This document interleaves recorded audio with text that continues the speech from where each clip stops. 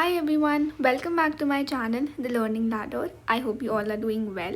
So in today's video, we'll be studying class 11th chapter 2, Rights in the Indian Constitution of Political Science. So yeah, without any further ado, let's get started. Okay, so rights in an Indian constitution, as the name of the chapter suggests, इस chapter में हम पढ़ने वाले हैं about our fundamental rights, about how actually fundamental rights came into existence. ये chapter start होगा with 2 case studies जिससे हमें पता चलेगा कि हमें exactly आगे क्या पढ़ना है. Then we'll study about fundamental rights. We'll be studying about different kinds of fundamental rights in detail, like right to equality, right to freedom. ठीक है, तो इस सब चीज़ों को हम पढ़ेंगे. Then we'll be also be studying about different limitations with the rights. We'll be studying about equality. We'll be studying about writs, which is very important in this chapter. So overall इस chapter में आप बहुत कुछ new भी सीखने वाले हो. And this is really important for your exam perspective as well, because इसमें से बहुत सारे questions हैं जो बनकर आते हैं.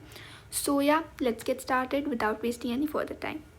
Okay, so this chapter starts with a sort of case study जो दे रखी है about मचुल ललूंग.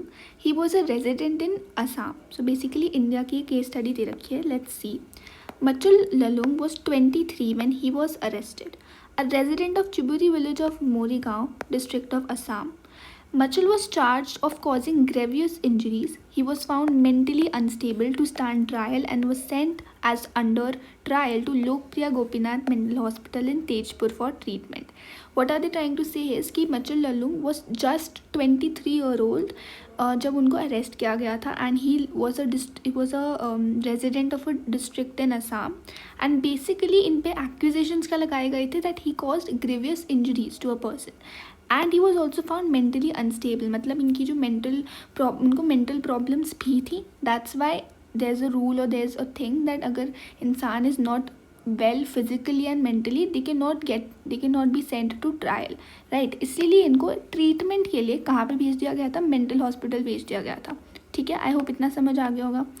मचल वॉज ट्रीटेड सक्सेसफुली, उनके अच्छे से ट्रीटमेंट हो गया, एवरीथिंग वॉज डन. डॉक्टर्स ने भी जेल अथॉरिटीज़ को इन द ईयर 1976 और 1996 दो बार ही लिखा, ट्वाइस टू जेल अथॉरिटीज़ की अब मचल का ट्रीटमेंट हो चुका है successfully and now he is fit to stand a trial. Trial मतलब कि क्या है एग्जैक्टली, वो इंसान इनोसेंट है या फिर वो इंसान गिल्टी है, ये पता लगाने के लिए हम ट्रायल करते हैं, राइट. बट उस टाइम पे क्या था कि मेंटली वो अनस्टेबल पाए गए थे, तो ऑब्वियसली ही वो sent to a hospital to get a treatment done. जब उनका ट्रीटमेंट सक्सेसफुली हो गया और डॉक्टर्स ने जेल अथॉरिटीज़ को लिखा 1967 में भी 1996 में भी कि अब ये फिट हैं एंड ये अब ट्रायल में खड़े हो सकते हैं, कोई भी रिस्पॉन्स नहीं आया. No one paid attention. Machang Lalung remained in judicial custody. He was released in July 2005. Can you see the difference of years? पहला साल क्या है? 1967. Then it's 1996. मतलब इतना साल बिना ट्रायल के वो जेल में बंद रहे. एंड उसके बाद सीधा उनको रिलीज़ कब किया गया? इन जुलाई 2005, which means that he was arrested when he was 23 and he was released when he was 77, which means that उन्होंने अपनी लाइफ के 54 years कस्टडी में बिताए जब उनका केस कभी भी हियरिंग में आया ही नहीं. He was freed when a team was appointed by the National Human Rights Commission intervened after an inspection of under trials in the state. इसमें हम ये पता लगाते हैं कि उनकी पूरी लाइफ ऑलमोस्ट वेस्ट हो गई क्योंकि उनके पास कोई प्रॉपर ट्रायल ही नहीं आ पाया उनके against. No proper trial took place against him. तो हमारा कॉन्स्टिट्यूशन हर एक सिटीजन को राइट देता है ना कि उनके पास राइट टू लाइफ है, उनके पास राइट टू लिबर्टी है. दिस मीन्स दैट हर एक सिटीजन के पास एक राइट होना चाहिए फेयर और स्पीडी ट्रायल का. और यहाँ पे इनका केस यही दिखाता है कि कैसे राइट्स तो ग्रांट कर दिए जाते हैं, पेपर पे तो राइट्स आ जाते हैं, but they are not available in practice. Practicality में अगर लाइफ में बात करें, रियल लाइफ में उनकी इम्प्लीमेंटेशन में बात करें, तो राइट्स कभी कभी नहीं इम्प्लीमेंट होते हैं. सो this is a very famous case जो आप पढ़ भी सकते हो if you have like interest, so you can read the case is well. ठीक है, सो this is given in the starting of your NCERT. एक और चीज़ है जो NCERT के स्टार्टिंग में दे रखी है as an introduction, that is basically a case study of construction workers who were denied rights. So basically हुआ क्या था, 1982 में गवर्नमेंट ने ना कुछ कॉन्ट्रैक्टर्स को एम्प्लॉय किया था जो इन टर्न बहुत सारे वर्कर्स को एम्प्लॉय करने वाले थे ताकि वो कंस्ट्रक्शन साइट पे जाके काम कर सके. ठीक है, बहुत सारे different part of the country से कंस्ट्रक्शन वर्कर्स को, बहुत ही पुअर कंस्ट्रक्शन वर्कर्स को कॉन्ट्रैक्टर्स लेकर आए थे ताकि वो फ्लाईओवर बिल्ड कर सके, स्टेडियम बिल्ड कर सके, बिकॉज एशियन गेम्स होने वाले थे हमारी कंट्री में इस साल में, and that's why they needed to construct flyovers and stadium ताकि ट्रांसपोर्टेशन काम कर सके। तो बहुत सारे टीम ऑफ सोशल साइंटिस्ट ने ये स्टडी किया था कि ये जो पुअर वर्कर्स थे, जो वर्कर्स लेकर आए थे कॉन्ट्रैक्टर्स, ये बहुत ही पुअर कंडीशन में काम कर रहे थे और सुप्रीम कोर्ट को पिटिशन करी थी इन्होंने कि इनकी कंडीशन को देखा जाए। तो ये क्या था, ये था एक तरीके से राइट अगेंस्ट एक्सप्लॉयटेशन का वायलेशन, कि एक पर्सन को आप less than minimum prescribed wage पे काम करा रहे हो, उसको बेगार वर्क करा रहे हो, फोर्स लेबर करा रहे हो, this violates our right against exploitation. ठीक है, और कोर्ट ने भी क्या किया, इस प्ली को एक्सेप्ट कर लिया और गवर्नमेंट को डायरेक्ट किया कि भाई इन थाउजेंड्स ऑफ वर्कर्स को अपने काम के हिसाब से पैसे दो, अपने काम के हिसाब से वेजेस दो। तो एक तरीके से यहाँ पे क्या है रखा है, फर्स्ट में क्या था हमारा right to life and liberty के बारे में बात की गई थी, and the second case study में बात की गई है राइट अगेंस्ट एक्सप्लॉयटेशन की। सो इससे हमें ये पता चल रहा है दैट हमारी लाइफ में rights are very very important. Okay, so let's start with bill of rights. So कोई भी डेमोक्रेसी है ये इंश्योर करती है कि इंडिविजुअल्स के पास कुछ सर्टेन राइट्स हों और गवर्नमेंट हमेशा इन राइट्स को रिकग्नाइज करे। ज़्यादातर डेमोक्रेटिक कंट्रीज आप देखोगे उनके पास बहुत ज़्यादा ना लिस्ट ऑफ राइट्स होते हैं जो सिटीजन्स को प्रोवाइड किए जाते हैं, और इन्हीं लिस्ट ऑफ राइट्स को हम कहते हैं bill of rights. Simply list of rights जो मैंशनड होते हैं कॉन्स्टिट्यूशन में और प्रोटेक्टेड होते हैं कॉन्स्टिट्यूशन में, उन्हीं को हम कहते हैं bill of rights. Remedy against violation of rights, क्या क्या रेमेडी मतलब क्या हम एक्चुअली कर सकते हैं अगर हमारा राइट वायलेट हो गया। ठीक है, as it prohibits government from acting against the right of the individuals. Protection है इंडिविजुअल के पास, गवर्नमेंट से भी वो प्रोटेक्शन ले सकते हैं और प्राइवेट ऑर्गेनाइजेशन से भी, या फिर गवर्नमेंट के ऑर्गन से भी प्रोटेक्शन ले सकते हैं। मतलब हमारा राइट कोई पर्सन भी वायलेट कर सकता है, कोई प्राइवेट ऑर्गेनाइजेशन भी वायलेट कर सकती है, या फिर गवर्नमेंट भी वायलेट कर सकती है, जैसे कि legislature, forms of government like legislature, executive, even the judiciary, bureaucracy, ये सब भी। तो ये होते हैं basically bill of rights. Okay, now let's talk about fundamental rights in the Indian constitution. Basically rights आए कहाँ से, फंडामेंटल राइट्स का आइडिया कौन लेकर आया, इनकी एक्चुअली में हिस्ट्री का है, how did they these evolve, what idea was behind us having fundamental rights. Let's see. The importance of rights was realized by the leaders of the freedom movement. Obviously जब freedom movement चल रहा था India में तभी उनको realize हो गया था कि now we would need rights in the future, we need to demand rights, right? And British rulers को respect करने चाहिए हमारे rights, हमारे लोगों के rights को। तो rights कहाँ से आए थे, very important, Motilal Nehru committee had demanded a bill of rights as far back as 1928। हमने पढ़ा था अभी बिल ऑफ राइट्स क्या होता है, that is a list of rights that are very important to maintain our dignity and respect in the society. So Motilal Nehru committee से ही ये डिमांड आई थी, आपको बहुत अच्छे से इसको लर्न करना, you need to know that Motilal Nehru committee in the year 1928 demanded कि कुछ बिल ऑफ राइट्स होने चाहिए हमारे लिए ताकि हम अच्छे से रिस्पेक्ट के साथ रह सकें। आफ्टर इंडिपेंडेंस कॉन्स्टिट्यूशन ने भी कुछ राइट्स लिस्ट किए थे जिनको स्पेशली प्रोटेक्ट करके रखा जाएगा, और वही राइट्स क्या होते हैं, फंडामेंटल राइट्स, राइट। उन्हीं राइट्स को हम क्या कहते हैं, फंडामेंटल राइट्स। फंडामेंटल क्यों, because they are very basic, like ये इनके बिना लाइफ सस्टेन नहीं हो सकती, because these are like very granted to us and we expect कि हाँ इतना तो बेसिक मिनिमम राइट्स हमें मिलेंगे, like right to freedom, right to equality, right to life and personal dignity, ये सब चीज़ें। ठीक है, okay. Now let's talk about importance of fundamental rights. ये आई थिंक 2-3 मार्क का क्वेश्चन भी आ जाता है। So let's see, the word fundamental suggest that these rights are so important that our constitution है सेपरेटली लिस्टेड है। मतलब ये जो राइट्स हैं वो इतने ज़्यादा इंपॉर्टेंट है हमारे लिए, इतने ज़्यादा हमारी डेली लाइफ के पार्ट हैं, you know it's like bare minimum, what we call कि बेयर मिनिमम है, इसलिए इनको अलग लिस्ट कर रखा है कॉन्स्टिट्यूशन में, और उनके लिए स्पेशल प्रोविजंस भी बना रखे हैं कि इन राइट्स को वायलेट करने के लिए अलग अलग प्रोटेक्शन के प्रोविजंस हैं हमारे कॉन्स्टिट्यूशन में लिस्टेड। कॉन्स्टिट्यूशन इटसेल्फ इंश्योर्स कि ये वायलेट नहीं होंगे इवन बाय द गवर्नमेंट भी इन राइट्स को वायलेट नहीं कर सकती है। जुडिशरी के पास पावर है और रिस्पॉन्सिबिलिटी है to protect fundamental rights from violations by the action of government, not absolute, obviously unlimited power नहीं है, गवर्नमेंट भी रीजनेबल रिस्ट्रिक्शंस लगा सकती है फंडामेंटल राइट्स की एक्सरसाइज पे, विच मीन्स उसको हम कहते हैं DPSP, directive principle of state policies and civic duty होती है लोगों की। सिविक ड्यूटी मतलब obviously we'll get the fundamental rights, but हमारी तरफ से भी कुछ हमें रीजनेबल रिस्ट्रिक्शंस, मतलब ऐसे रिस्ट्रिक्शंस जो हमारी सोसाइटी के लिए बहुत ज़्यादा इंपॉर्टेंट है, ठीक है, दैट आर रीजनेबल रिस्ट्रिक्शंस। तो ऐसा नहीं है कि गवर्नमेंट पे फंडामेंटल राइट्स ऑब्वियसली इंश्योर होते हैं कि गवर्नमेंट वायलेट ना करे, बट ये अनलिमिटेड राइट्स नहीं है, ना ये एब्सोल्यूट राइट्स हैं। कुछ कुछ रिस्ट्रिक्शंस हमारे पे भी होती हैं, बट वो रीजनेबल होती हैं एंड वो इतनी लाइक हार्श रिस्ट्रिक्शंस नहीं होती हैं, वो रिक्वायर्ड होती हैं, ठीक है। और जुडिशरी के पास भी पावर होती है कि वो प्रोटेक्ट करें इन फंडामेंटल राइट्स को गवर्नमेंट के एक्शन के अगेंस्ट, ठीक है। अगर गवर्नमेंट कुछ करना चाह रही हो, कुछ वॉयलेट करना चाह रही हो, तो जुडिशरी पूरा चेक करके रखती है दैट नहीं, गवर्नमेंट वॉयलेट नहीं कर सकती। तो गवर्नमेंट के पास पावर तो होती है, बट जुडिशरी के पास भी बहुत ज़्यादा रिस्पॉन्सिबिलिटी एंड पावर होती है, ठीक है।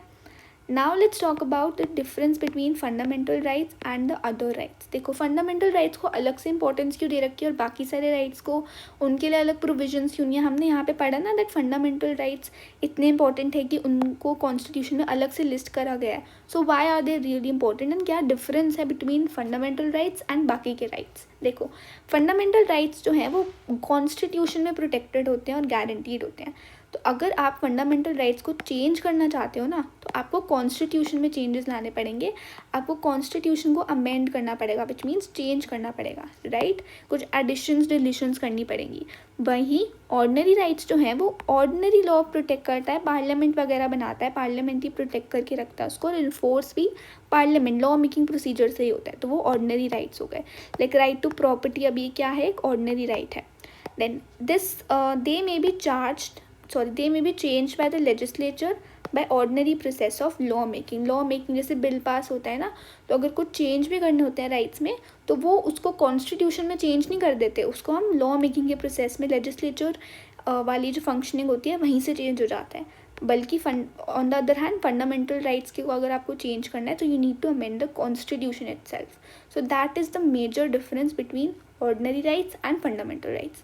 This can also come for 2 marks, जिसमें आप 2 पॉइंट्स आराम से लिख सकते हो। ये सेम पॉइंट्स लिख लोगे, will get 2 marks for sure. Okay, let's move to the next one.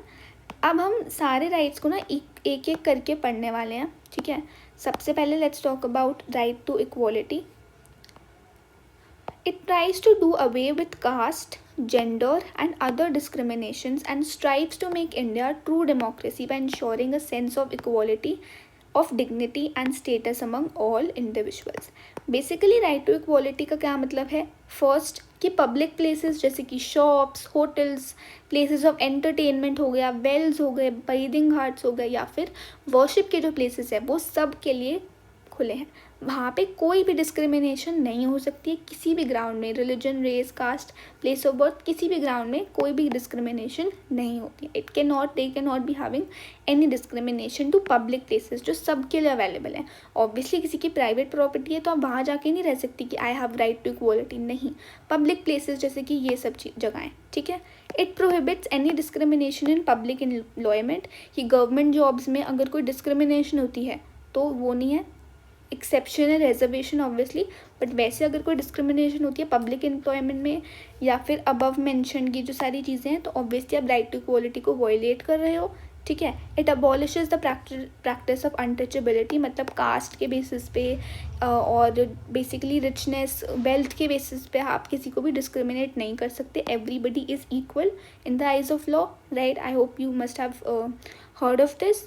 It provides the state that state shall confer no title on a person except those who excel themselves in military और academic field। ये तो बहुत है कि normally हम बोलते हैं ना टाइटल किसी को नहीं मिलेगा एक्सेप्ट कि डॉक्टर, सीए और लाइक मिलिट्री टाइटल्स जो होते हैं ना, लेफ्टिनेंट और गवर्नर और ये सब चीज़ें, बेसिकली एकेडमिक और मिलिट्री फील्ड के अलावा अगर आप किसी को टाइटल्स दे रहे हो तो वो टाइटल्स लीगल नहीं है। कोई टाइटल नहीं मिलेगा किसी को भी अपर हैंड दे के उसको लाइक राजा मानना या फिर किसी को एक सुपीरियर मानना किसी से, ये वॉयलेट करता है व्हाट, राइट टू इक्वालिटी, ठीक है। तो डॉक्टर, इंजीनियर तो नहीं, बेसिकली डॉक्टर, सीए, जो एजुकेशनल टाइटल्स होते हैं ना, इसके अलावा या फिर मिलिट्री टाइटल्स, उसके अलावा किसी को भी टाइटल नहीं दे सकते हो, ठीक है। आई होप इतना क्लियर था। प्रियम्बल भी एक्चुअली मेंशन करता है दो चीज़ें इक्वालिटी के बारे में। एक तो इक्वालिटी होती है स्टेटस की और एक होती है अपॉर्चुनिटी की। स्टेटस की मतलब वेल्थ रिलेटेड, ठीक है। सारे sections of society equal opportunities enjoy करते हैं। कॉन्स्टिट्यूशन भी क्लैरिफाई करता है कि गवर्नमेंट स्पेशल स्कीम्स या मेजर्स तभी इम्प्लीमेंट करेंगी जब कुछ कंडीशंस ऐसे आएंगी कि certain sections of the society को वो चाहिए होगा, जैसे चिल्ड्रन के लिए, विमेन के लिए, सोशली एजुकेशनली बैकवर्ड क्लासेस के लिए। तभी आप ऐसे स्कीम्स और स्पेशल इम्प्लीमेंटेशन और अपॉर्चुनिटीज़ ला सकते हो। जैसे रिजर्वेशन इज़ एन एग्जाम्पल। अगर डिप्राइव्ड कम्युनिटी है तो ऑब्वियसली आप उनको रिजर्वेशन दो, बिकॉज ऑब्वियसली वो थोड़े से बैक फ्रंट पे रहते हैं। इसका मतलब ये नहीं है कि आप जनरल को भी रिजर्वेशन दे रहे हो या फिर आप अपने फैमिली मेम्बर को थोड़ा सा पार्शलिटी कर रहे हो, उनको फेवर कर रहे हो, नहीं। अगर कॉन्स्टिट्यूशन में यही क्लैरिफाई कर रखा है कि गवर्नमेंट स्पेशल स्कीम्स तभी डाल सकती है जब वेलफेयर के लिए हो, कुछ डिप्राइव्ड सेक्शन ऑफ सोसाइटी के बारे में। जैसे कभी कभी चिल्ड्रन या विमेन या फिर ये वाले जो बैकवर्ड क्लासेस होती हैं, इनके लिए स्पेशल पॉलिसीज़ आ सकती हैं, उसमें इक्वालिटी का वो नहीं है। बाकी अगर ये सब चीज़ें हो रही हैं तो it's a violation of right to equality, ठीक है। Now let's come to the second fundamental right, that is right to freedom. Now right to freedom में क्या आता है? इक्वालिटी एंड फ्रीडम और liberty are the most essential to a democracy. Obviously liberty का मतलब है फ्रीडम ऑफ थॉट, कि मैं कुछ भी सोच सकती हूँ, I can express anything and I can take it into action as well. But इसका मतलब ये नहीं है, बिकॉज राइट टू फ्रीडम में सबसे ज़्यादा एक्सेप्शंस होते हैं, सबसे ज़्यादा एक ऑल्टर पॉइंट्स होते हैं कि ऑब्वियसली फ्रीडम तो एक बहुत ही ब्रॉड टर्म है ना, कि I can do anything, but इसका मतलब ये नहीं है कि you can do anything, like literally anything that no one desires और likes. Freedom is defined in such a manner कि हर एक पर्सन के पास अपनी फ्रीडम है, दूसरों की फ्रीडम को थ्रेटन करे बिना और किसी लॉ और ऑर्डर को इंडेंजर करे बिना। एज फार एज कि वो चीज़ लीगल है, आपके पास फ्रीडम है। अगर आप इलीगल काम करके बोल रहे हो that I have right to freedom, then that's not the case, right. वो तो फिर गलत ही हो जाएगा, that will be a legal act that you committed, ठीक है। Now let's talk about right to life and personal liberty. Now ये actually comes under the umbrella of right to freedom, ठीक है। It is the foremost right among right to freedom, right. इसमें क्या दे रखा है? No citizen can be denied his or her life except by the procedure as laid down under the law. As long as वो law को violate नहीं कर रहा है, किसी भी सिटीजन को अपनी राइट टू लाइफ मिलनी चाहिए, हर किसी को अपना राइट टू लाइफ मिलना चाहिए। Nobody can be denied for that, nobody can be denied of his or her personal liberty, ठीक है। Nobody can be arrested without being told the grounds of arrestment. Arrest के बिना reason बताए अगर आप किसी को अरेस्ट कर रहे हो तो आप किसी को भी ऐसे अरेस्ट नहीं कर सकते जब तक आप उनको बताओ ना कि किस रीज़न की वजह से, क्या कारण है आप जिसको अरेस्ट कर रहे हो, राइट। एंड अगर किसी को अरेस्ट करा है तो उस पर्सन के पास राइट होना चाहिए कि वो लॉयर मिला के अपने आप को डिफेंड कर सके उसके चॉइस का। ऐसा भी नहीं कि आप उसको लॉयर अपॉइंट करके दे रहे हो एंड वो सीक्रेटली भी आपके फेवर में काम कर रहा है, नहीं। The person is arrested, they have a right कि वो अपने आप को डिफेंड कर सके by a lawyer of his choice. तो बेसिकली ये आता है right to life and personal liberty के अंदर। It is mandatory for the police, ठीक है। और भी बहुत सारी चीज़ें हैं, जैसे कि पुलिस के लिए भी बहुत मैंडेटरी होता है कि वो पर्सन को नियरेस्ट मैजिस्ट्रेट के पास लेकर जाए विद इन 48 आवर्स। ये तो एक्चुअली बहुत सुना होगा आपने, right. That it is very mandatory for the police. 24 hours के अंदर आपको मैजिस्ट्रेट को दिखाना होता है, ठीक है। The magistrate who is not a part of the police will decide whether the arrest is justified और नॉट। कि जस्टिफाइड अरेस्ट है या फिर रैंडमली अरेस्ट कर दिया किसी को, ठीक है। वो रीज़न बताते हैं कि क्या ये जस्टिफाइड है या फिर नहीं है। मैजिस्ट्रेट ऑब्वियसली पुलिस का पार्ट नहीं होते तो वो उनको फेवर भी नहीं कर सकते हैं। Various judgments of supreme court ने ये करा है, I have expanded the scope of this right, such as this right also includes right to live with human dignity free from exploitation. मतलब इसमें बहुत सारे और राइट्स की भी चीज़ें कवर हो जाती हैं। सुप्रीम कोर्ट ने बहुत सारी जजमेंट्स करी हैं जिसमें बोला गया है कि ये वाला जो राइट है ना, right to life and personal dignity, इसमें और भी राइट्स कवर हो जाते हैं। जैसे कि हम डिग्निटी के साथ रह सकते हैं, we have respect, right, we have self respect, we can be freed from exploitation, no police can actually exploit people, right. So इसमें ये सारे राइट्स भी कवर हो जाते हैं, ठीक है। Now we'll be talking about very important topic, that is preventive detention. देखो प्रिवेंटिव डिटेंशन क्या होता है? As the name suggest, preventive मतलब किसी चीज़ को प्रिवेंट करना, किसी हैपनिंग को प्रिवेंट करना, राइट। सो कभी कभी ना किसी पर्सन को अरेस्ट किया जा सकता है simply out of an apprehension that he or she is likely to engage in an unlawful activity and imprison for some time without following the above mentioned procedure. ये जो हमने प्रोसीजर अभी mention किया ना कि भाई 24 आवर्स के अंदर मैजिस्ट्रेट को दिखाना होता है, उसको लॉयर अपने आप को, अगर जिस इंसान को अरेस्ट किया है वो अपने चॉइस का लॉयर अपॉइंट कर सकता है, रीज़न बताना होता है अरेस्ट का, ठीक है, क्यों अरेस्ट करा, ये सब चीज़ें होनी चाहिए एक नॉर्मल इंसान को अगर आप अरेस्ट कर रहे हो। बट ये केस एक्सेप्शन है, इसका क्या है, प्रिवेंटिव डिटेंशन। प्रिवेंटिव डिटेंशन मतलब कभी कभी एक ऐसे इंसान को अरेस्ट किया जाता है जो एक एप्रीहेंशन, एक डर होता है कि ये इंसान एक्चुअली अनलॉफुल एक्टिविटी कमिट कर सकता है। उनका लाइक हिस्ट्री ऐसी होती है, जैसे कि बहुत सारे सीरियल किलर्स होते हैं या फिर बहुत सारे लोग होते हैं जो पहले उनको हमें पता होता है, we have an apprehension, we have an idea that they will be likely to engage एक अनलॉफुल एक्टिविटी में फ्यूचर में, तो उनको पहले से ही अरेस्ट करके रखा जाता है कुछ मेंशन टाइम के लिए। क्यों, रीज़न ऐसा क्यों करते हैं, एक पर्सन को डिटेन करके क्यों रखते हैं, क्योंकि गवर्नमेंट को लगता है कि ये जो पर्सन है जिसको हमने अरेस्ट किया है उसके परमिशन के बिना और पहले ही without they have committed an unlawful activity, ये क्यों होता है, because that person is a threat to law and order, and ये हम करते हैं पीस एंड सिक्योरिटी मेंटेन करने के लिए नेशन में। ऐसे बहुत सारे एग्जाम्पल्स आपने देखे होंगे।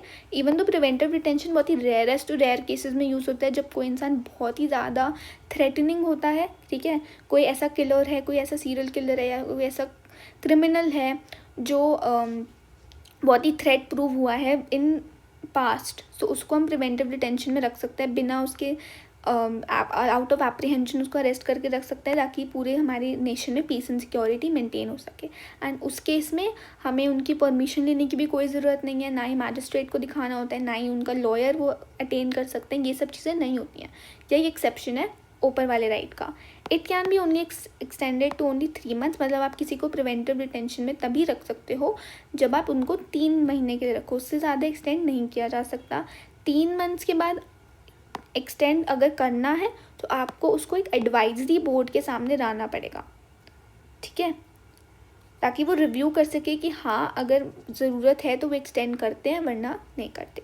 इसके बहुत ज़्यादा क्रिटिसिज्म भी मिलते हैं, बिकॉज ज़्यादातर ना ये मिसयूज़ होता है कि ऑपोजिशन पार्टी के कोई लीडर को उठा लिया, किसी को प्रिवेंटिव डिटेंशन में रख लिया, राइट। ज़्यादातर रूलिंग पार्टी ये मिसयूज़ करती है, क्रिटिसिज्म मिला हुआ है इसको बहुत ज़्यादा कि ये मिसयूज़ किया जाता है गवर्नमेंट से against people for reasons other than the justified reasons. Conflict लाता है life to life and personal liberty में। ऑब्वियसली यार we have right to life, so we should be getting to know the reason कि हमें क्यों arrest किया गया, ये सब चीज़ें। तो बहुत सारे क्रिटिसिज्म भी मिलते हैं प्रिवेंटिव डिटेंशन को, and I am not here to tell you कि ये सही है कि नहीं, it's just written in your book and you need to know कि प्रिवेंटिव डिटेंशन एग्जैक्टली है क्या, ठीक है। एंड बेसिकली क्रिटिसिज्म भी आपको पता होना चाहिए कि ज़्यादातर क्या होता है, ये मिसयूज़ होता है गवर्नमेंट में against people for reasons other then justified reasons. कभी कभी ऑपोजिशन पार्टी के लोगों को भी अरेस्ट कर लेते हैं ये, बिकॉज ऑब्वियसली उनमें दुश्मनी होती है, ये सब चीज़ें होती है, politics and all, and it comes in conflict with right to life and personal liberty. तो ये दो क्रिटिसिजम्स भी हैं जिसको बहुत ज़्यादा मिलती हैं प्रिवेंटिव डिटेंशन को। अगर वर्ड भी ब्रेक करें ना प्रिवेंटिव डिटेंशन, तो प्रिवेंटिव मतलब कि किसी चीज़ किसी हैपनिंग को लाइक प्रिवेंट करना, प्रिवेंटिव मेजर्स ले रहे हैं, और डिटेंशन मतलब किसी को डिटेन करके रखना। तो एज नेम सजेस्ट हम प्रिवेंट कर रहे हैं किसी अनलॉफुल एक्टिविटी को फ्यूचर में कमिट होने के, उस इंसान को अरेस्ट करके, ठीक है, simply out of apprehension that he or she is likely to engage in an unlawful activity in the future, ठीक है। तो ये था प्रिवेंटिव डिटेंशन। अब अदर फ्रीडम्स की बात करते हैं। There are no other rights under the right to freedom but they are not absolute. मतलब बहुत सारे राइट्स हैं फ्रीडम के अंदर, बट ऐसा नहीं है कि ये एब्सोल्यूट है, अनलिमिटेड है, जो चाहे हम कर सकते हैं, नहीं। Each of this is subject to restrictions imposed by the government, and as I said कि ये जो रिस्ट्रिक्शंस होते हैं these are reasonable, right, these are reasonable restrictions. Right to life, right to freedom of speech and expression की बहुत ज़्यादा अच्छा example है इस रिस्ट्रिक्शंस का। Is subject to restriction such as public order, peace and morality. मतलब right to freedom of speech and expression का मतलब ये नहीं है कि मैं कुछ भी बोल सकती हूँ, right. I can say bad things about anyone, as long as उनकी रेपुटेशन ना ख़राब हो, एज लॉन्ग एज मैं झूठ ना बोल रही हूँ, ये सब चीज़ें मैं नहीं कर सकती। मैं एज इट इज़ कुछ नहीं कर सकती। अगर किसी की रिलीजन पे बात आ रही है, राइट, या फिर किसी के इंटरेस्ट पे बात आ रही है, so I can not say anything as such as subject to public order. कोई पब्लिक ऑर्डर ख़राब हो रहा है, पब्लिक ऑर्डर मेंटेन नहीं हो रहा, पीस, मोरालिटी, राइट, ये सब चीज़ें। और एक और भी रिस्ट्रिक्शन, मतलब रीजनेबल रिस्ट्रिक्शन होता है, freedom to assemble to is to be exercise peacefully. ऐसा नहीं है कि मैं प्रोटेस्ट कर रही हूँ बट मैं बहुत ही वॉयलेंस के साथ प्रोटेस्ट कर रही हूँ, बहुत लोग मर गए हैं, बहुत लोग इंजर हो गए हैं। नहीं, अगर मेरे पास प्रोटेस्ट करने का राइट है मेरे पास असेंबल करने का, but I have to do it peacefully. मेरे को पीसफुली विदाउट आर्म्स, मतलब विदाउट गन्स और विदाउट वेपन्स वगैरह, मुझे पीसफुली असेंबल करने का राइट है, नॉट जस्ट जैसे वॉयलेंस करना। ठीक है। Government may impose restrictions in certain areas declaring the assembly of 5 और मोर पर्सन एज अनलॉफुल। ठीक है। तो ये कुछ रिस्ट्रिक्शंस है और ये बहुत इंपॉर्टेंट भी है जो गवर्नमेंट इम्पोज करता है हमारे पे। We have restrictions, right, we have freedoms, but we do have restrictions as well, but those are reasonable. ऐसे और कौन से रीजनेबल रिस्ट्रिक्शंस हैं आप मेरे को कॉमेंट्स में बता सकते हो। ठीक है। Okay, now let's come to right of accused. Right of accused मतलब जिन्होंने कुछ क्राइम कमिट किया है या फिर जिनको अरेस्ट करके रखा हुआ है, राइट, उनको हम कहते हैं अक्यूज्ड। सो कॉन्स्टिट्यूशन इंश्योर करता है कि अक्यूज्ड लोगों को भी, बिकॉज अगर आप किसी को अरेस्ट कर रहे हो आउट ऑफ एप्रीहेंशन कि हाँ मतलब आप अरेस्ट कर रहे हो, तो उनको वो गिल्टी है या वो इनोसेंट है वो जानने के लिए भी you need to have proper protection for them. ऐसा नहीं है कि आप उनको इल ट्रीट करोगे, राइट। तो कॉन्स्टिट्यूशन इंश्योर करता है कि जो अक्यूज लोग भी हैं उनको भी सफिशिएंट प्रोटेक्शन मिले। No one is guilty unless the court has found that person is guilty, right. कोई भी गिल्टी नहीं है एक ऑफेंस में, कोई भी अक्यूज नहीं हो रखा है एक ऑफेंस में अनटिल एंड अनलेस कोर्ट बताए कि वो इंसान गिल्टी है। हम ऐसे नहीं मान सकते कि मैंने देखा है इसको मारते हुए तो ये गिल्टी है, हो सकता है कुछ और रीज़न हो। जब तक कोर्ट ने डिसीजन नहीं दिया we can never find anyone guilty. तो इसीलिए अगर आप किसी को अरेस्ट करो इसका मतलब ये नहीं है कि उसने क्राइम कमिट ही करा होगा, right. They can be found innocent by the court as well. ठीक है। To ensure a fair trial in courts the constitution has provided 3 rights. सबसे पहले, ठीक है, कि फेयर ट्रायल हो कोर्ट्स में, फेयर एंड बिल्कुल अच्छे तरीके से ट्रायल हो, किसी को भी लाइक गलत तरीके से अरेस्ट ना किया जाए। जो क्राइम उन्होंने कमिट करा ही नहीं है उसके लिए अगर अरेस्ट कर दिया तो ऑब्वियसली वो फेयर ट्रायल नहीं होगा। तो कुछ राइट्स हैं जो कॉन्स्टिट्यूशन प्रोवाइड करता है। सबसे पहला राइट है कि किसी भी पर्सन को पनिश नहीं किया जाएगा सेम ऑफेंस के लिए मोर देन वंस, कि अगर उसने फिर से, जैसे फॉर एग्जाम्पल एक इंसान को 5 साल की सज़ा हुई अबाउट लाइक ए ऑफेंस किया, लाइक उसने मर्डर कमिट करा, राइट। तो मर्डर कमिट करा उसने, उसके बाद उसने 5 साल की सज़ा करी एंड ही वॉज रिलीज्ड। ठीक है, he was released out of jail. अब उसने फिर से मर्डर कमिट करा तो इसका मतलब ये नहीं है कि उसको उसके लिए सज़ा होगी। ऑब्वियसली कुछ और ऑफेंस के लिए सज़ा हो सकती है बट मर्डर के लिए सज़ा नहीं होगी, ये चीज़ कह रहे हैं ये। No law shall declare any action illegal from a back date and no person shall be asked to give evidence against himself और हरसेल्फ। तो ये कुछ राइट्स हैं जो हम अक्यूज्ड को भी देते हैं। ऐसा नहीं है कि आप अरेस्ट हो गए आपके पास कोई राइट्स नहीं है। You have these 2-3 rights for actually proving the, अगर आप इनोसेंट हो तो आप इससे प्रूव कर सकते हो। ठीक है।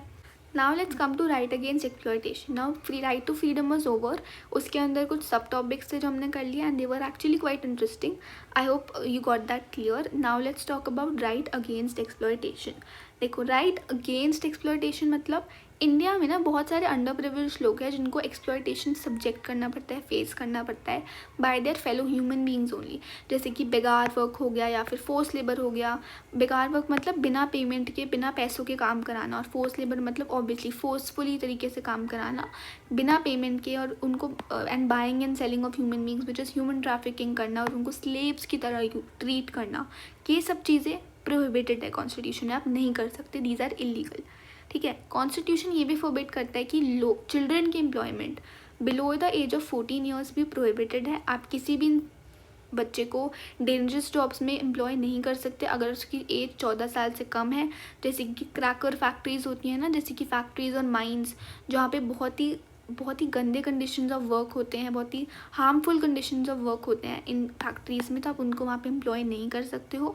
It became more meaningful after the right to education becoming a fundamental right for children. ये चीज़ जो है ना, राइट अगेंस्ट एक्सप्लॉयटेशन, चिल्ड्रन का पॉइंट आया इस केस में कि यार बहुत सारे चिल्ड्रन को भी फैक्ट्रीज़ में अपॉइंट किया जाता है जिनकी वजह से उनके लिए उनकी एजुकेशन पे भी ऑब्वियसली एक इम्पैक्ट आता है। तो राइट टू एजुकेशन जब आया ना एज अ फंडामेंटल राइट, इसके बाद हमें राइट अगेंस्ट एक्सप्लॉयटेशन में भी इस पॉइंट को ऐड किया। तो ये कहना चाह रहे हैं।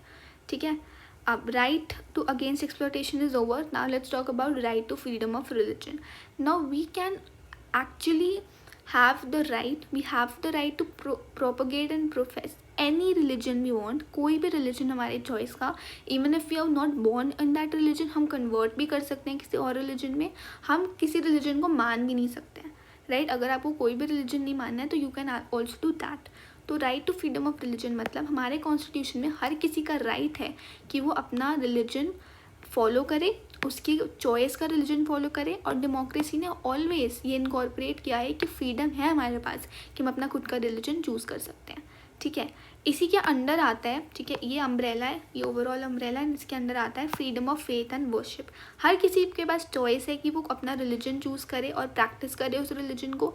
फ्रीडम ऑफ रिलीजन में और भी बहुत सारी चीज़ें हैं, जैसे फ्रीडम ऑफ कंसाइंस, मतलब हर एक पर्सन के पास चॉइस है कि वो कोई रिलीजन फॉलो कर भी सकता है और कोई रिलीजन फॉलो नहीं भी कर सकता है.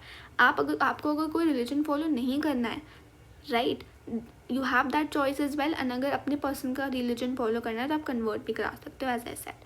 Freedom of religion include freedom to profess, follow and propagate. Propagate मतलब उसको फैलाना, उसको उसकी बातचीत करना, वो सब चीज़ें करना. नाउ ऑब्वियसली कुछ लिमिटेशंस भी हैं, बिकॉज बहुत सारे केसेस आते हैं जब गवर्नमेंट इम्पोज करती है प्रैक्टिस ऑफ फ्रीडम रिलीजन वाले उसमें, ठीक है, in order to protect public order, morality and health. ठीक है, बिकॉज बहुत सारे रिलीजन्स होते हैं जिसमें ऐसी भी प्रथाएं होती हैं, ऐसे भी रिचुअल्स होते हैं which are actually against public order and morality. Government religious matters पे इंटरफेयर कर सकते हैं, इवन तो कोई ऑफिशियल रिलीजन नहीं है इंडिया का. आपको पता है कोई भी रिलीजन नहीं है. India is a secular country. हर किसी के पास एक रिलीजन का अपना चॉइस है जो भी उनको प्रोपेगेट करना है. बट कुछ कंडीशंस ऐसी होती हैं, कुछ लिमिटेशंस होती हैं जहाँ पे रिलीजन में गवर्नमेंट इंटरफेयर करती है, बिकॉज वो अगेंस्ट होता है पब्लिक ऑर्डर, डेथ में मोरालिटी और हेल्थ के अगेंस्ट होता है. ठीक है, कहाँ पे गवर्नमेंट इंटरफेयर करे, let's see. Government can interfere in religious matters for routing out certain social levels. जैसे कि सती प्रथा को बैन किया था गवर्नमेंट ने, बाईगैमी को बैन किया था. बाईगैमी मतलब हैविंग 2 वाइफ और हस्बैंड्स. ह्यूमन सैक्रिफाइस को बैन किया था कि अगर बेसिकली सती प्रथा सबको पता होगा, राइट. तो कुछ ऐसे स्टेप्स लिए थे गवर्नमेंट ने कि इन सब चीज़ों को, ये ईवल प्रैक्टिसेस को, सोशल ईवल्स को बैन करने के लिए. ठीक है, I hope that was clear. Now let's talk about issues with right to freedom of religion. देखो, इशू है फोर्सिएबल कन्वर्शंस का, मतलब बिना उनकी परमिशन के कन्वर्शन कराना. कॉन्स्टिट्यूशन ने ये गारंटी किया है the right to propagate one religion, जिसका मतलब है कि आप लोगों को परसुएट कर सकते हो. मतलब आप लोगों को ऐसे नहीं है कि आप उनको फोर्सफुली बोलो कि इस रिलीजन में कन्वर्ट हो बिकॉज मैं भी इस रिलीजन को फॉलो करती हूँ. नहीं, you can spread that religion. आप अपनी टीचिंग्स को स्प्रेड कर सकते हो and it's the choice of a person कि उनको करना है कन्वर्ट कि नहीं करना है. आप खुद नहीं कह सकते उन्हें फोर्सफुली कि करो ही कन्वर्ट, राइट. तो परसुएटिंग कर सकते हो, आपके पास चॉइस है, आपके पास अलाउंस है कि you can persuade people to convert from one religion to another. But ये नहीं अलाउ करता ये वाला right to freedom of religion कि आप फोर्सेबल कन्वर्शंस कराओ. हमें सिर्फ राइट देता है कि हम इन्फॉर्मेशन स्प्रेड करें हमारे रिलीजन के बारे में, ताकि लोग अट्रैक्ट होएं और उनको अगर करना है, उनको पसंद है हमारे रिलीजन की teachings and what we actually propagate, हमारे आइडल्स वगैरह सब उनको अच्छे लगते हैं, they find peace within that, then they can convert. But अगर आप उनको फोर्सफुली कन्वर्ट करा रहे हो, that's wrong, that's prohibited in constitution. ठीक है, ओके. अब another thing is equality of all religions. एक कंट्री जो बहुत सारे रिलीजन्स की होम है, ऑब्वियसली इंडिया में इतने सारे रिलीजन्स हैं, इतनी सारी कास्ट हैं, इतने सारे इतने सारे कल्चर्स हैं, जिसकी वजह से अलग अलग रिलीजन्स हैं. It is necessary that government must extend equal treatment to different religions. ऐसा नहीं है कि कोई भी पर्टिकुलर रिलीजन को गवर्नमेंट फेवर करे.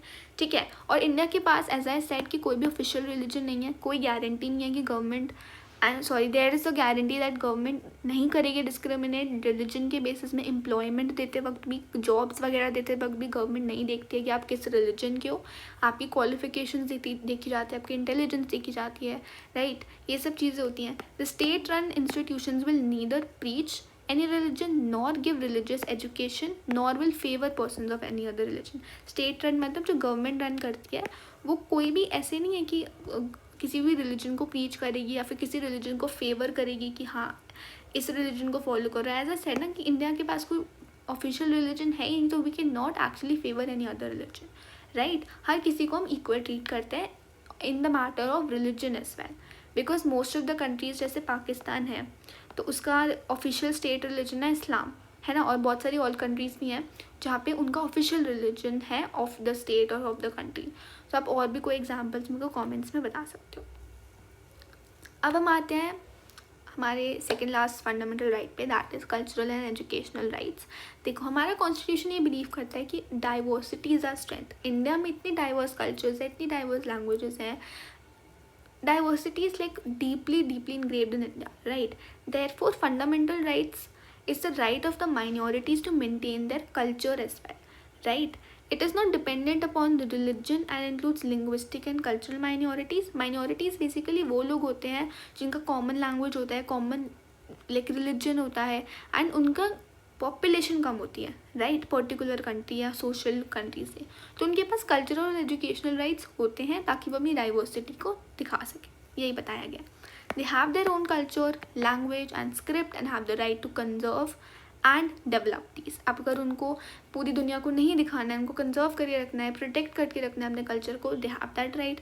सारे माइनॉरिटीज़ रिलीजियस और लिंग्विस्टिक, रिलीजियस मतलब रिलीजन के बेसिस पे और लिंग्विस्टिक मतलब लैंग्वेज के बेसिस पे, जो भी माइनॉरिटीज़ है जिनका पॉपुलेशन कम है, थोड़े से डिप्राइव्ड होते हैं जो from the four front, right, वो अपने खुद के एजुकेशनल इंस्टीट्यूशन सेटअप कर सकते हैं। आपने देखा होगा बहुत सारे पंजाबी स्कूल्स, बेसिकली 6 स्कूल्स होते हैं, नॉट पंजाबी स्कूल्स, 6 स्कूल्स होते हैं। फिर क्रिश्चियन स्कूल्स होते हैं, क्रिश्चियन कॉलेज होते हैं। वो क्या है, इसी बेसिस पे हैं कि माइनॉरिटीज़ भी अपने एजुकेशनल इंस्टीट्यूशंस खड़े कर सकती है। Government will not, while granting aid to educational institution, discriminate against any educational institution on the basis that it is under the management of minority community. Obviously same point बोल रखा है, government discriminate नहीं करेगी कि किसी को अगर हमें फ़ंड भी देना है गवर्नमेंट को, पैसे देना है गवर्नमेंट को, तो वो ये नहीं करेंगे कि इस रिलीजन का है तो उसको ज़्यादा पैसे दे देते हैं, ये इस रिलीजन का है तो उसको कम दे देते हैं, ऐसा नहीं है। गवर्नमेंट डिस्क्रिमिनेट नहीं करती, ठीक है। Now right to constitutional remedies, this is also called the heart and soul of the Indian constitution. And किसने कहा था ये, BR अम्बेडकर, ठीक है। तो यहाँ पे लिखा भी हुआ है, एक्चुअली मैंने पहले बता दिया।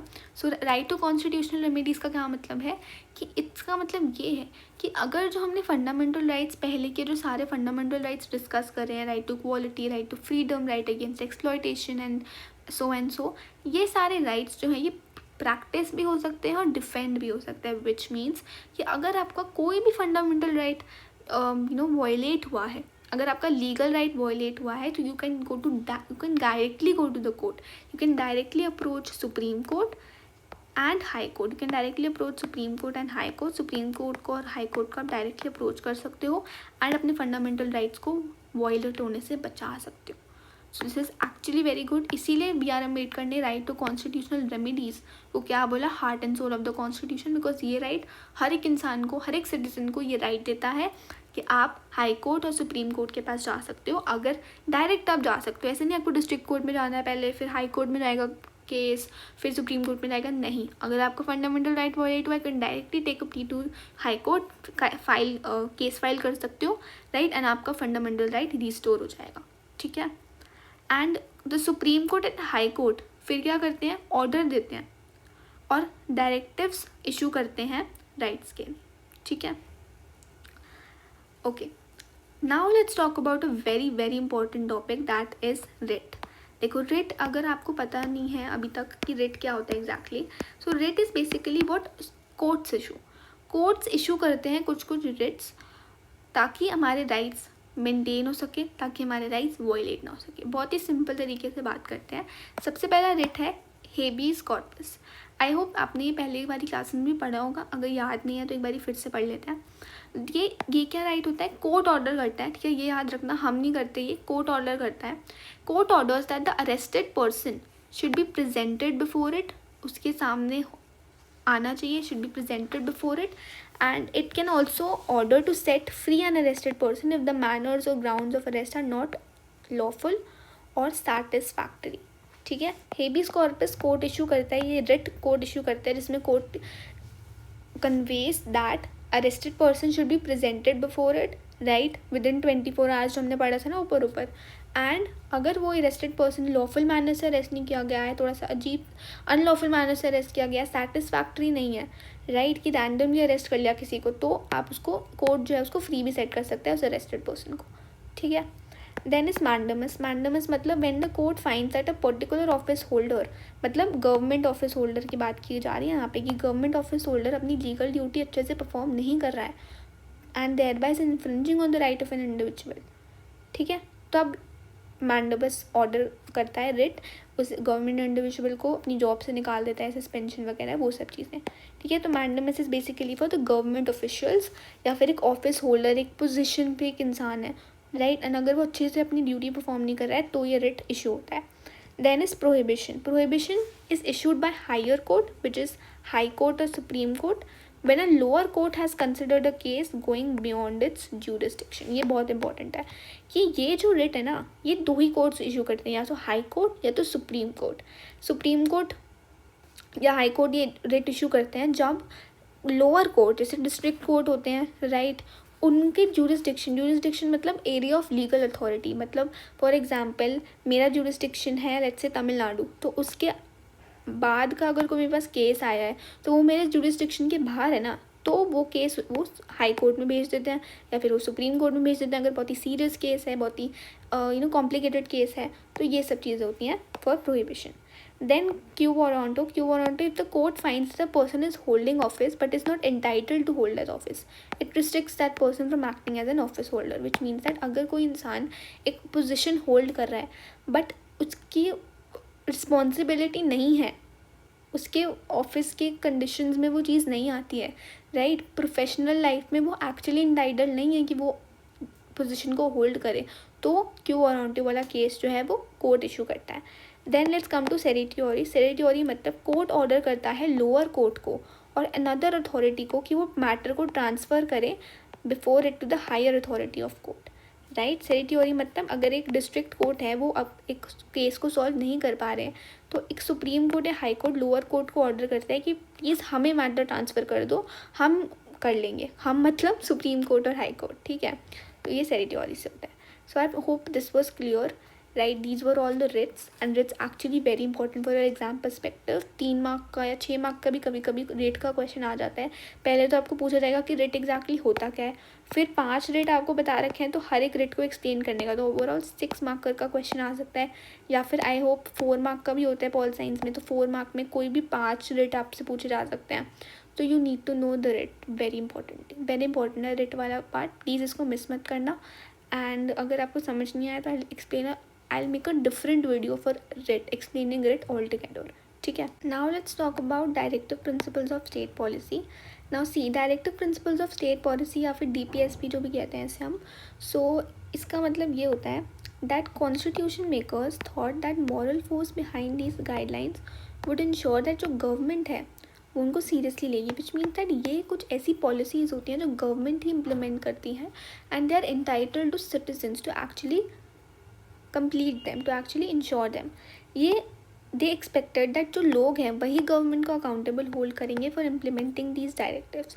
सो एक सेपरेट लिस्ट ऑफ पॉलिसीज़ आई थी या फिर गाइडलाइंस आई थी जो कॉन्स्टिट्यूशन में इंक्लूड करी गई, और यही पॉलिसीज़ और गाइडलाइंस को हम कहते हैं directive principle of state policy. State मतलब स्टेट को हम रेफर करते हैं एज अ होल कंट्री. ठीक है, आपको बहुत ज़्यादा कन्फ्यूजन होगी कि स्टेट क्यों कहते हैं, we refer to it as a whole country, like India की अगर हम बात करें. नाउ कॉन्स्टिट्यूशन मेकर्स न्यू कि इंडिपेंडेंट इंडिया को बहुत सारे चैलेंजेस फेस करने पड़ेंगे इक्वालिटी लाने में, लोगों की वेल बीइंग को मेंटेन करने में, और उनको ये भी लगता था कि पॉलिसी डायरेक्शन जो है चाहिए होंगी इन प्रॉब्लम्स को हैंडल करने के लिए. And they did not want कि future government to be bound by certain policy decisions. So ये गाइडलाइंस इनकॉर्पोरेट करी गई थी कॉन्स्टिट्यूशन में जिनको लीगली इन्फोर्सेबल नहीं किया गया था, right, they were not made legally enforceable, that is parts of constitution that cannot be enforced by judiciary. मतलब judiciary इन पे judgments नहीं दे सकती है, इसको enforce नहीं कर सकती है. ठीक है, यही कहना चाह रहे हैं ये. डायरेक्टिव प्रिंसिपल्स में क्या होता है, चैप्टर ऑफ डायरेक्टिव प्रिंसिपल्स में मेनली 3 चीज़ें दे रखी होती हैं कि सोसाइटी के गोल्स क्या हैं, क्या ऑब्जेक्टिव्स हैं सोसाइटी को अडॉप्ट करने चाहिए एज अ होल, कुछ राइट्स इंडिविजुअल्स के apart from fundamental rights, and कुछ पॉलिसीज़ जो गवर्नमेंट को अडॉप्ट करनी चाहिए. ठीक है, as the name suggest directive principles of state policies, what government should also adopt, क्या क्या एस्पिरेशंस और गोल्स हैं हमारी सोसाइटी के जो हमें अडॉप्ट करने चाहिए, और कुछ इंडिविजुअल्स के rights apart from the normal जो हमारे जो बेसिक राइट्स होते हैं फंडामेंटल राइट्स, उनके अलावा भी हमारे क्या क्या राइट्स हैं जो हम इंजॉय कर सकते हैं उनके बारे में बात की गई है। तो प्लीज़ रिमेंबर कि क्या क्या लिखा गया है डायरेक्टिव प्रिंसिपल्स में, ठीक है। नाउ DPSP इम्प्लीमेंटेशन का ना एग्जाम्पल दे रखा है। गवर्नमेंट्स ने बहुत सारे zamindari abolition bills, nationalised bills, numerous factories को लॉज वाले बिल्स, फिक्स मिनिमम वेजेस, ये सब चीज़ें पास की थी। कुछ एफर्ट्स भी बनाए गए थे डायरेक्टिव प्रिंसिपल्स को राइट टू एजुकेशन में डालने का, पंचायती राज इंस्टीट्यूशंस बनाने का, मिड डे मील स्कीम बनाने का, ये सब चीज़ें भी डायरेक्टिव प्रिंसिपल्स में आती हैं, ठीक है। कि क्या है, ये सब गवर्नमेंट कर रही है ना, तो गवर्नमेंट की बेसिकली चीज़ें हैं जो ये इम्प्लीमेंट करती है government. They are entitled to citizens to provide them. तो ये स्टेट की पॉलिसी है, ठीक है, as the name suggest. Now अब ये तो था directive principles of state policies what state is entitled to citizens. अब हम as citizens are also entitled to the state because we live there, right. हम सोसाइटी में रह रहे हैं तो हमारी भी कुछ ड्यूटीज़ हैं। सो अब बात करेंगे फंडामेंटल ड्यूटीज़ ऑफ सिटीजन्स। अभी तक स्टेट पे था सारी चीज़ें, अब हम हमारी भी बात करेंगे, ठीक है। वी आर सिटीजन्स, हमें क्या करना चाहिए। देखो हिस्ट्री कैसे आई, पहले हिस्ट्री पढ़ते हैं। They were inserted in the 42nd amendment, ये आपको अमेंडमेंट का नंबर याद करना है। In the year 1976 of the constitution, in all 10 duties were enumerated. The Constitution does not say anything about enforcing these duties. Citizens must abide by the Constitution, defend his country, promote harmony, protect the environment. ये बस आपको 2-3 चीज़ें ले रखे हैं, वैसे 10 duties हैं in total, ठीक है। कॉन्स्टिट्यूशन ने ये नहीं बोला था कि इन्फोर्स होंगी कि नहीं, ऐसा कुछ नहीं बोला था। दिस वाज जस्ट सिटीजन्स की बहुत ही बेसिक ड्यूटीज़ हैं जो सिटीजन्स को फुलफिल करनी होती हैं। क्या होती हैं कि हमें कॉन्स्टिट्यूशन को अबाइड करना है, we need to follow constitution, उसको वायलेट नहीं करना है। We have to defend our country, defend this country, मतलब सिटीजन्स की बात की गई है, ठीक है। प्रमोट हार्मनी अमंग सिटीजन्स, हमें अपना इन्वायरमेंट प्रोटेक्ट करना है। ये कुछ हमारी ड्यूटीज़ हैं, हमारी रिस्पॉन्सिबिलिटीज़ हैं जो हमें फुलफिल करनी है, ठीक है, बट नॉट इनफोर्सिएबल, ठीक है। ऐसा नहीं कि करनी है। Our constitution does not make enjoyment of rights dependent or conditional upon fulfillment of duty. Thus, the inclusion of fundamental duties has not changed the status of fundamental rights. ऐसा मतलब ये नहीं है कि fundamental duties conflict हो रही हैं with fundamental rights, कि हमें fundamental rights तो दे दिया, बट ये भी बोला है कि fundamental duties भी हमें करनी है। We have right but we have to also do something. नहीं, ये बहुत तरीके से कंडीशनल है एंड ये कन्फ्लिक्ट नहीं होता है। हमारे कॉन्स्टिट्यूशन ने इंश्योर कर रखा है कि राइट्स जो हैं उनका स्टेटस चेंज नहीं हुआ है। फंडामेंटल राइट्स हमारे लिए बहुत इंपॉर्टेंट है and they are the same as they were earlier, ठीक है। Now let's talk about fundamental rights and directive principles के बीच का relationship, very important. It is possible to see both as complementary to each other. जब भी government directive principles of state policy को implement करती है वो फंडामेंटल राइट्स के साथ कन्फ्लिक्ट होते ही होते हैं, ठीक है। कैसे, देखो जब गवर्नमेंट ने कुछ लॉज पास किए थे ज़मींदारी सिस्टम को अबॉलिश करने के लिए ना पिछले बहुत टाइम पहले, which were opposed on the ground that they violated right to property. तो मतलब गवर्नमेंट अपना काम कर रही है, गवर्नमेंट पॉलिसीज़ ला रही है, बट हम कहते हैं कि वो हमारी राइट को वायलेट कर रहा है, राइट टू प्रॉपर्टी को वायलेट कर रहा है, राइट। सो ये कन्फ्लिक्ट आ जाती है फंडामेंटल राइट्स के बीच में और पॉलिसीज़ के बीच में, DPSP के बीच में और फंडामेंटल राइट्स के बीच में ये कन्फ्लिक्ट आ जाते हैं कि यार गवर्नमेंट तो हमारे लिए राइट्स ऑब्वियसली लेकर आ रही है, हमारे लिए पॉलिसीज़ बना रही है, लॉज बना रही है, ये सब चीज़ें फॉर आर बेटरमेंट, बट बहुत सेक्शंस ऑफ द सोसाइटी जिनको ये नहीं अच्छे लगते हैं, ये सब चीज़ें पॉलिसीज़ जो गवर्नमेंट ला रही है वो उसको अपोज करते हैं ऑन द ग्राउंड कि हमारा फंडामेंटल राइट वायलेट हो रहा है, हमारा राइट टू प्रॉपर्टी वायलेट हो रहा है, ठीक है। फिर गवर्नमेंट ने अमेंड किया था कॉन्स्टिट्यूशन जिसमें directive principles of state policy को वो माइंड में रखते हुए कि भाई हमारी सोसाइटियल नीड्स को माइंड में रखते हुए they amended to give affect the DPSPs, keeping in mind कि हमारी सोसाइटियल नीड्स भी हैं, उनको भी अकाउंट में रखना है हमें। एज आई सेड बहुत सारे कन्फ्लिक्ट हुए थे, कॉम्प्लिकेटेड डिबेट हुई थी to the amendment of constitution. Parliament भी किसी पार्ट ऑफ कॉन्स्टिट्यूशन को ऑब्वियसली अमेंड कर सकता है। Parliament amendment cannot make an amendment that violates fundamental rights, even तो पार्लियामेंट अमेंड कर सकता है किसी भी पार्ट ऑफ द कॉन्स्टिट्यूशन को, बट वो ऐसे पार्ट को नहीं अमेंड कर सकता जो फंडामेंटल राइट्स को वायलेट करे, ठीक है। ऐसी एक कंट्रोवर्सी भी हुई थी, वेरी वेरी फेमस केसेस, जिसमें जो लॉन्गेस्ट जज बेंच था, इसमें 13 जज बेंच था इस केस में, which was Kesavananda Bharati versus state of Kerala case, अगर आप लॉ पढ़ोगे so you will be knowing this case for sure, ठीक है। The supreme court said that there was a certain basic structure of the constitution and ये change नहीं हो सकते parliament में, ठीक है। इसमें basically basic structure doctrine implement किया गया था जिसकी वजह से राइट टू प्रॉपर्टी को एज अ फंडामेंटल राइट, पहले राइट टू प्रॉपर्टी एक फंडामेंटल राइट था, but by the 44th amendment that took place in the year 1970s के अराउंड, तो उसमें राइट टू प्रॉपर्टी को हटा दिया गया था फ्रॉम द फंडामेंटल राइट का पोजीशन एंड उसको ऑर्डिनरी राइट्स में डाल दिया गया था by the Kesavananda Bharati case, ठीक है। तो ये आपको पता होना चाहिए।